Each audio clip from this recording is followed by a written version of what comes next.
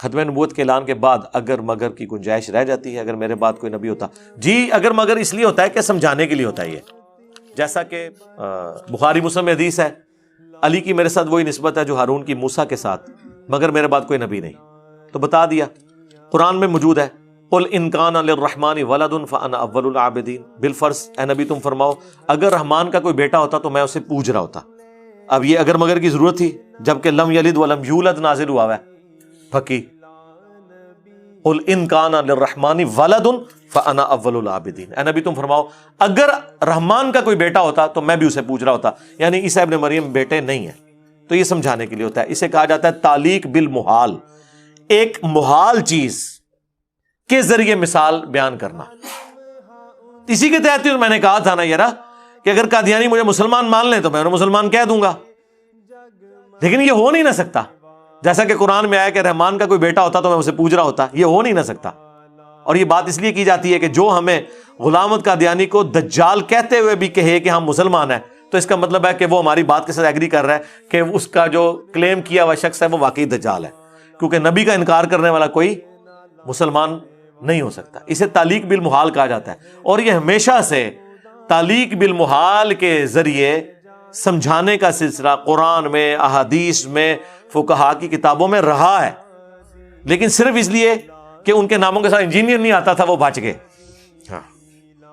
اور پھر وہ جو آیت ہے ما کان محمد ابا احد من رجالکم ولکن رسول اللہ وخاتم النبیین، یہ بالکل واضح ہے، محمد تم مردوں میں کسی کے باپ نہیں ہے، بلکہ وہ تو خاتم النبیین ہے،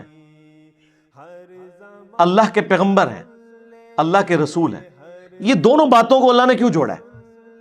اس لیے کہ نبی علیہ السلام کی نسل میں کوئی، اب آپ کی جو حقیقت بیگوٹن سن جو ہے نا آپ کا، وہ کوئی مرد کے لیول تک نہیں پہنچے گا، بچپن میں ہی فوت ہو جائے گا، کیونکہ یہ پھر تقاضا تھا کہ اگر ابراہیم کا بیٹا پیغمبر ہے نا تو نبی علیہ السلام کا اپنا بیٹا بھی پیغمبر بنتا۔ تو اللہ نے کیا فرمایا؟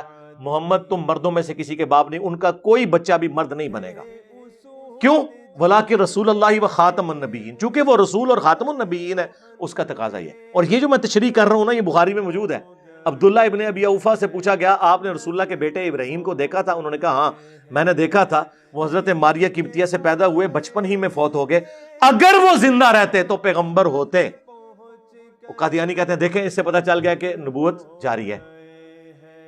ہم کہتے ہیں آگے بھی پڑھو، آگے لکھا ہے عبداللہ ابن ابی اوفا کہتے ہیں چونکہ رسول اللہ آخری نبی ہیں اس وجہ سے وہ بچپن ہی میں فوت ہو گئے، یعنی حضور کے بچوں کا بچپن میں فوت ہو جانا اس بات کی دلیل ہے کہ حضور کے بعد اب کسی نے پیغمبر نہیں آنا۔ یہ بالکل واضح ہے۔ ورنہ اگر یہ کہتے ہیں یہ تو وہ پیغمبر ہے امتی پیغمبر، تو امتی پیغمبر مولا علی کیوں نہیں؟ کتنی بڑی پھکی ہے۔ اگر امتی نبی بھی ماننا ہے تو پھر وہاں سے شروع کرو نا جہاں بڑے لوگ اویلیبل ہیں۔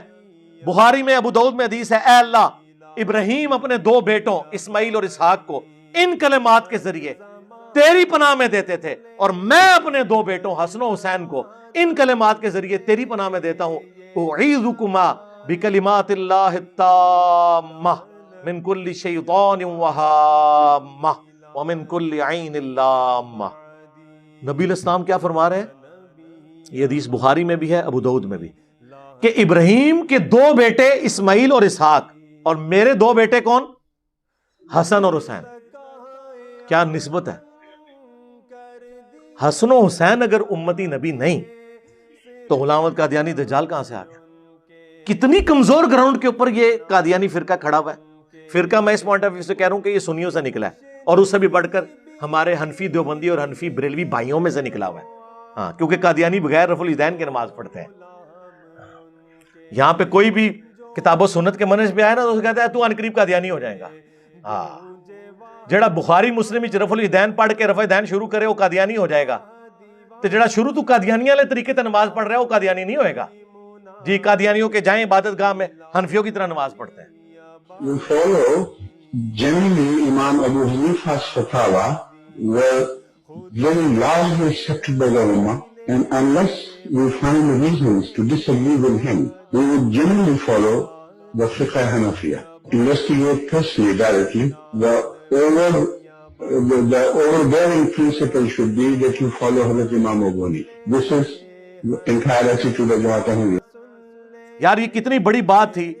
اہل حدیث پچھلے 100 سال میں یہ بات نہیں حنفیوں کو بتا سکے کہ وہ ہمیشہ اہل حدیث کی گالی کھاتے تھے کہ تو ان وہابیوں ہے نا ان قادیانی ہو جائیں گا.